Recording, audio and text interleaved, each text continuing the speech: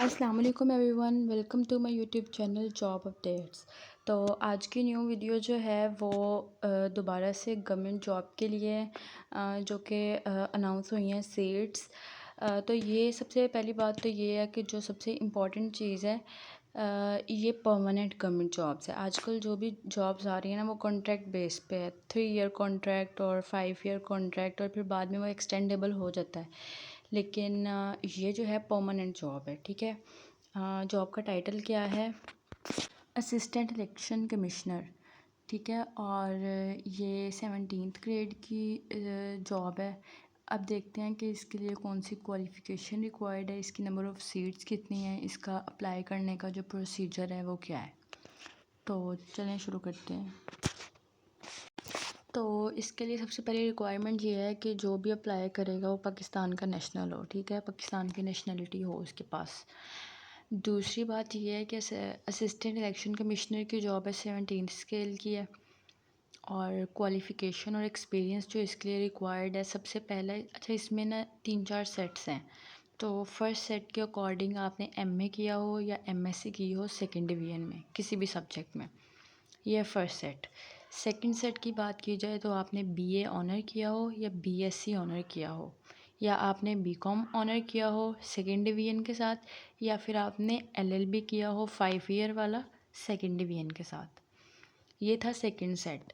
Third set जो है उसके अकॉर्डिंग आपके पास एलएलबी की डिग्री हो 3 ईयर की विद सेकेंड डिवीज़न, और 2 ईयर सर्विस एक्सपीरियंस भी होना चाहिए आपके पास, ठीक है। किसी भी गवर्नमेंट ऑर्गेनाइजेशन में, ज़रूरी नहीं है कि यही पोस्ट पे या इसी ही डिपार्टमेंट में, किसी भी डिपार्टमेंट में हो सकता है आपका गवर्नमेंट एक्सपीरियंस। उसके बाद जो इसका लास्ट सेट है उसके अकॉर्डिंग आपका बीए या बीएससी होनी चाहिए सेकंड डिवीज़न में विद 2 ईयर एक्सपीरियंस, ठीक है, किसी भी गवर्नमेंट डिपार्टमेंट में जो ऊपर डिस्क्राइब किया है ना, एग्जैक्ट उसी की तरह। नेक्स्ट एज लिमिट आ जाती है, तो 30 ईयर्स जो है ना वो इसकी एज लिमिट है।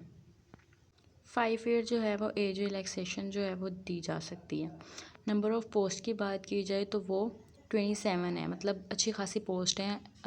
आपका चांस जो है वो बन सकता है अगर आपकी प्रिपरेशन वगैरह सब कुछ अच्छा है, अगर आपके ग्रेड्स अच्छे हैं।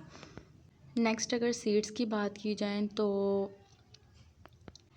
मेरिट पे 2 हैं, और पंजाब की 10 सीट्स हैं जिसमें से 3 जो हैं वो वीमेन कोटा की हैं और 1 जो है वो माइनॉरिटी की है। सिंध की बात की जाए तो जो सिंध है उसका यू मतलब अभी इसका अपर भी हो सकता है और अर्बन भी हो सकता है, उसमें से 3 सीट्स हैं। और अगर रूरल की बात की जाए तो वो उसकी 5 सीट्स हैं और 1 जो है वो माइनॉरिटी कोटा पे है। नेक्स्ट केपी की बात की जाए तो उसकी 5 सीट्स हैं, और फाटा की बात की जाए जो कि अभी केपी का हिस्सा है लेकिन एक्स फाटा, उसकी 1 सीट है, और आज़ाद जम्मू कश्मीर की 1 सीट है। तो इसका ये मतलब है कि पूरे पाकिस्तान से किसी भी प्रोविंस से आप इसके लिए अप्लाई कर सकते हैं, क्योंकि हर सूबे की सीट्स जो हैं वो आई हुई हैं, ठीक है। नेक्स्ट अगर बात की जाए प्लेस ऑफ पोस्टिंग की, तो वो किसी भी जगह पे हो सकती है पाकिस्तान में।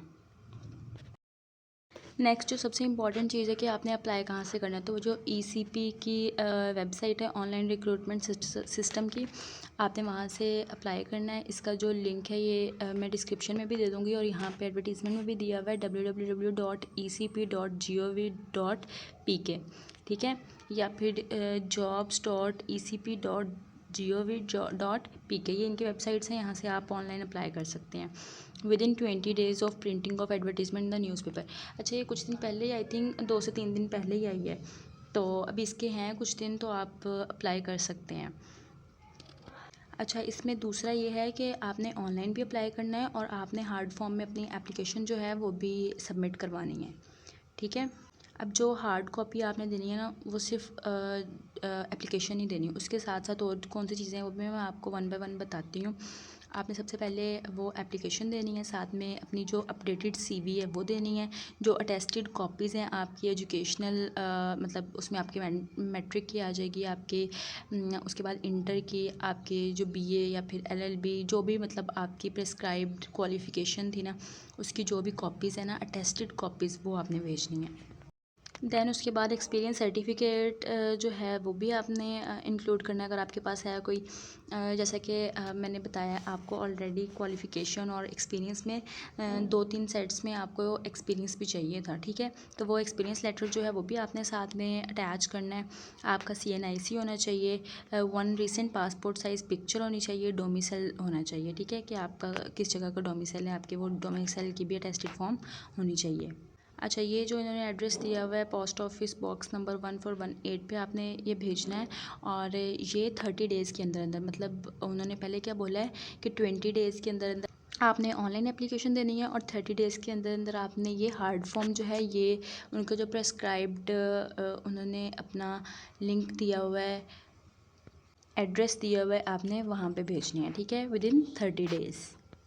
और जो आपका इन्वेलप होना चाहिए जिसके अंदर ये सारी चीज़ें पैक्ड होंगी, उस इन्वेलप के ऊपर आपका नेम और आपकी पोजीशन लिखी होनी चाहिए कि किस पोस्ट के लिए आपने अप्लाई किया है। फॉर एग्जांपल आपकी इस पोस्ट का नाम है असिस्टेंट इलेक्शन कमिश्नर, तो ये साथ में मेंशन होना चाहिए, साथ में आपका नेम मेंशन होना चाहिए इन्वेलप पे, जिसके अंदर आपने सारी डॉक्यूमेंट्स रखनी है। अगर डेट्स के बाद में, मतलब 30 डेज़ के बाद अगर आपने एप्लीकेशन भेजी है तो वो कंसीडर नहीं की जाएगी। तो ये बाकी टर्म्स एंड कंडीशंस जो है ये आप एक दफ़ा रीड कर लीजिएगा। बाकी नेक्स्ट पोर्शन की तरफ चलते हैं। अच्छा, अब जो ना उन्होंने ऑनलाइन एप्लीकेशन, ऑनलाइन तो आपने ना वहाँ से ECP की जो वेबसाइट है वहाँ से आपने अप्लाई करना है, उसका जो लिंक है ना वो मैं डिस्क्रिप्शन में भी दे दूँगी। अब जो दूसरी बात में जो आपने हार्ड फॉर्म में भेजनी है एप्लीकेशन, वो एप्लीकेशन ये वाली है, ठीक है, जो अभी स्क्रीन पे मेंशन्ड है। जो आप ऑनलाइन अप्लाई करेंगे ना उसके ऊपर जो भी आपके फॉर्म नंबर आएगा ना वो आपने इसके ऊपर ज़रूर लिखना है। देखें यहाँ पे लिखा हुआ है mention online application ID by the applicant, और वो मैंडेटरी है, ठीक है, वो आपने ज़रूर लिखनी है। इसमें क्या क्या चीज़ें मेंशन करनी है, आपने अपना नेम लिखना है, डेट ऑफ बर्थ लिखनी है, age on cut off date, आपकी जो मतलब आपकी CNIC पे आपके नेम में सबसे पहले आपने उसका ईयर लिखना है, फिर आपने मंथ लिखना है, उसके बाद आपने डे लिखना है। नेक्स्ट, अगर मैरिड हैं तो आपने अपने हस्बैंड नेम लिखना है, और अगर आप नहीं मैरिड अनमैरिड हैं तो आप अपना फादर नेम लिखना है। बॉयज़ ने तो अपना सिंपली फादर नेम ही लिखना है। देन ईमेल आईडी आपने अपनी मेंशन करनी है, postal address, permanent address. Then आपने अपना रिलीजन मेंशन करना है, CNIC नंबर लिखना है, जेंडर, मैरिटल स्टेटस, अगर कोई डिसेबिलिटी है तो वो मेंशन करनी है, नेशनैलिटी, फॉरेन नेशनैलिटी अगर आपके पास है तो वो भी मेंशन करनी है, डोमिसाइल की डिस्ट्रिक्ट कौन सी है, प्रोविंस आपका कौन सा है, सेल फ़ोन नंबर। अच्छा, नेक्स्ट जो कॉलम है ना वो आपका है एकेडमिक रिकॉर्ड, ठीक है, वो आपने अपनी एग्जैक्ट जो डेट्स है ना और नेम वगैरह पुट करना है, और ये लो से हाई की तरफ जाएगा। फॉर एग्ज़ाम्पल, पहले आपकी मैट्रिक की सारी डिटेल्स आएंगी, उसके बाद आपकी इंटर की आएंगी, फिर उसके बाद आपकी बैचलर्स की। ये देखें जी, यहाँ पे देखें फर्स्ट कॉलम में आपने मैट्रिक लिखना है, सेकंड में आपने FA किया हुआ है, FSC की हुई है, जो कुछ भी O लेवल्स A लेवल्स के हिसाब से। उसके बाद आपने BA BSc MA MSc जो की हुई है ना वो लिखनी है, ठीक है। BA BSc का कॉलम आएगा, उसके बाद MA MSc का। पासिंग ईयर जो आपका डिग्री के ऊपर लिखा होगा वो जो आपका बोर्ड है या फिर आपकी यूनिवर्सिटी है, वो जो आपने मार्क्स ऑब्टेन किए हुए हैं वो टोटल मार्क्स, जो आपकी परसेंटेज है वो, और अगर यूनिवर्सिटी का सिस्टम है, CGPA का सिस्टम चल रहा है तो आपने मार्क्स का CGPA लिखना है, टोटल कितना है। मतलब फॉर एग्जांपल अगर आप लॉ करें तो आपका 5 होगा, और अगर आप सिंपल तो आपका 4 होगा। कुछ यूनिवर्सिटीज़ में 5 भी चल रहा है, मोस्टली यूनिवर्सिटीज़ में 4 ही चलता है।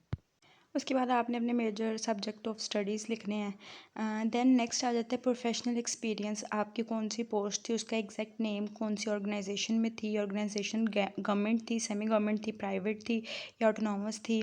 फिर उसके बाद जॉब ड्यूरेशन, वो पहले डेज़ लिखने हैं, फिर मंथ लिखना है, फिर उसके बाद ईयर लिखना है, कहाँ से लेके कहाँ तक। Experience on cut off date, मतलब किस डेट को आपका वो एक्सपीरियंस ख़त्म हुआ है, या फिर कितने मंथ्स का था वो एक्सपीरियंस, और ब्रीफ जॉब डिस्क्रिप्शन के जॉब बेसिकली आप कर क्या रहे थे। तो यही चीज़ें आपने बड़े अच्छे तरीके से करनी है फिल, इन्हीं की बेसिस पे आपकी सिलेक्शन और आपका इंटरव्यू वगैरह कंडक्ट होगा। नेक्स्ट उन्होंने पूछा हुआ है, do you have any relative in serving in ECP, election commission of Pakistan में कोई आपका रिलेटिव सर्व कर रहा है या नहीं, अगर कर रहा है तो आपने येस कर देना है, अगर नहीं कर रहा तो आपने नो कर देना है। और अगर है येस अगर आपने किया है तो उसके बाद आपने बताना है उनका नाम क्या है, उनकी डेजिग्नेशन क्या है, प्लेस ऑफ पोस्टिंग किस जगह पे वो काम कर रहे हैं, ठीक है। नेक्स्ट जिस डेट को आपने भिजवाना है उसके आपने डेट लिखनी है, आपने सिग्नेचर करना है, ठीक है। और अगर आपने अगर ये पार्शली फिल हुआ, मतलब इनमें से कोई इन्फॉर्मेशन मिसिंग हुई, तो ये रिजेक्शन की तरफ जाएगा। तो ये आपने बड़ी केयरफुली इसको जो है वो सॉल्व करना है, फिलअप करना है। ये आपको ईसीपी की वेबसाइट पे भी पूरा एप्लीकेशन फॉर्म मिल जाएगा, और अगर नहीं आपको वहाँ से मिल रहा तो ये मैंने आपको यहाँ पे जो इसकी क्लियर पिक्चर है वो दे दी है लैंडस्केप फॉर्म में, तो पोर्ट्रेट फॉर्म में सॉरी। तो आप यहाँ से भी ले सकते हैं, ठीक है। आप यहाँ से स्क्रीनशॉट लेके इसका प्रिंट निकलवा सकते हैं। और मैं ये वाली पिक्चर ना पोस्ट की फॉर्म में भी पोस्ट कर दूँगी, मतलब जो यूट्यूब में साइट पे पोस्ट होती है ना, उसमें भी पिक्चर पोस्ट कर दूँगी। अगर आपको फिर भी क्लियर पिक्चर चाहिए तो आप मुझे कमेंट बॉक्स में बता सकते हैं, मैं अपना नंबर मेंशन कर दूँगी और आपको व्हाट्सएप कर दूँगी। वरना ये जो है वेबसाइट पे एप्लीकेशन फॉर्म जो है ये मौजूद है। तो ये था पूरा प्रोसीजर इसका। अगर अभी भी आपको किसी जगह पे किसी किस्म की कोई कन्फ्यूजन है तो काइंडली आप कमेंट बॉक्स में पूछ सकते हैं। मैं ट्राई करती हूँ जहाँ तक मुझे पता हो मैं हर किसी को बताऊँ, जो भी उनकी कन्फ्यूजन है उसको मैं दूर करने की कोशिश करूँ, उनको रिप्लाई करूँ। और अगर आप लोग यहाँ तक पहुँच ही गए हैं तो इसका मतलब है आपने पूरी वीडियो देख ली हुई है। काइंडली आप चैनल को ज़रूर सब्सक्राइब करें, बेल आइकन को ज़रूर दबाएं, क्योंकि डेली बेसिस पे जॉब्स आ रही हैं, गवर्नमेंट जॉब्स डेली बेसिस पे मेरी वीडियोस आ रही हैं, तो आपके पास सबसे पहले नोटिफिकेशन पहुँचेगा। और आप जैसे ही आपके पास नोटिफिकेशन पहुँचे आप वीडियो देखें, और जौन सी जॉब के लिए आप एलिजिबल हैं आप ज़रूर अप्लाई करें। ओके जी, थैंक यू।